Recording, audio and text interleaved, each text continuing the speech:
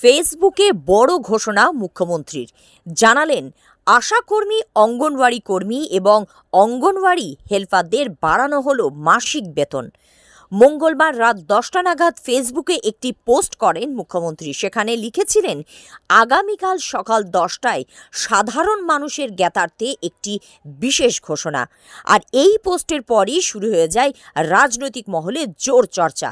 তবে এদিন সকাল 10টায় অবসান ঘটে সমস্ত জল্পনার। লোকসভা নির্বাচনের আগেই বড় ঘোষণা তার। ওদের জন্য 750 টাকা করে এপ্রিল মাস থেকে বাড়ানো হলো।